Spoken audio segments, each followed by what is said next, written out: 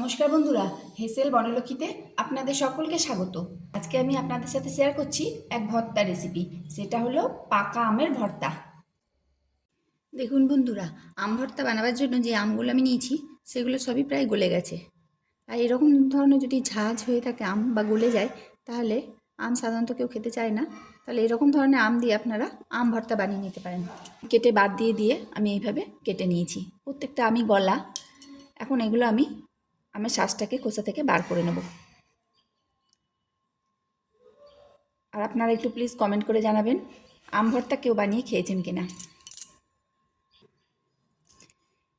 এই আমগুলো খেতে ভালো না লাগলেও আম ভর্তা কিন্তু খেতে খুব ভালো লাগে। তাই এরকম যদি আম হয়ে যায়, অনেক আম আসে এখন বাড়িতে, এখন আম খুব সস্তা। তাই আম বেশিরভাগ আম পড়ে থাকলে ঝাঁঝ হয়ে যায় বা বেশি পেকে যায়, গলে যায়, তখন সেই সব আমগুলোকে আপনারা আম ভর্তা বানিয়ে নিন। এমনি ভালো আমেরও বানানো যেতে পারে, কিন্তু এই আমগুলো আমাদের গাছ থেকে পড়েছে। গাছটা অনেক বড় হয়ে গেছে, প্রায় 3 তলা সমান। আমগুলো পড়ে বেশিরভাগ ফেটে যাচ্ছে অত উঁচু থেকে আম পড়ে। তো সেই আমগুলোকেও বাদ দিয়ে আমি কিছুটা কেটে নিয়েছি। এই আমগুলো দিয়ে আমি আম ভর্তা বানিয়ে নেব। আপনারাও এইভাবে আম ভর্তা বানিয়ে নিন, খেতে কিন্তু খুব ভালো লাগে। যতক্ষণ আমি এই খোসা থেকে আমগুলো বার করছি, ততক্ষণে আপনারা একটু কমেন্ট করে বলুন তো আপনারা কেউ এরকম আম ভর্তা খেয়েছেন কিনা। যদি না খেয়ে থাকেন তাহলে অবশ্যই একদিন অন্তত এরকম আম ভর্তা খেয়ে দেখুন। আমার এখানে হাত দিয়ে বার করতে সুবিধা হচ্ছে, তাই আমি এটা হাত দিয়ে বার করে নিচ্ছি। আপনারা ইচ্ছে করলে চাকু দিয়ে বা বটি দিয়েও বার করে নিতে পারেন। রেসিপিটা বানানো খুবই সোজা, তার থেকেও খেতে বেশি মজার।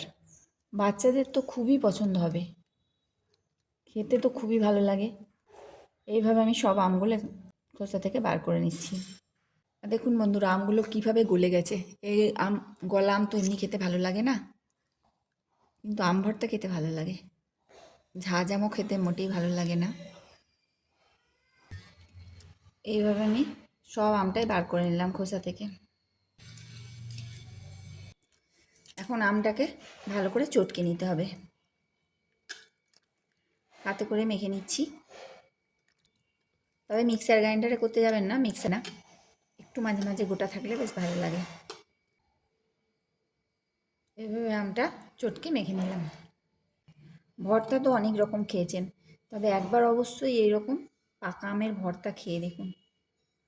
খেতে এতটাই ভালো লাগে যে না খেলে বুঝতে পারবেন না। তবে অন্য ভর্তা যেমন ভাত দিয়ে মেখে খাওয়া যায়, এটা শুধু মুখেই খেতে হয়। ভাত খাওয়ার পর চাটনির পরিবর্তে এরকম আম ভর্তা খেতে পারেন। আমটা ঠিক এইভাবে মেখে নিতে হবে। এখন কড়াই গরম করে আমের পাল্পটা দিয়ে দিচ্ছি। এখন সমানে নেড়ে দিতে হবে, কারণ আম ভর্তা খুব তলায় বসে যায়। পাতলা এরকম স্টিলের পাত্রে কিন্তু বসাতে যাবেন না, তাহলে কিন্তু তলায় পুড়ে যাবে। তাই আমি চেঞ্জ করে নিলাম আর কড়াই বসিয়ে নিলাম। খুব বেশি সময় লাগে না, এই ফুটতে শুরু করেছে।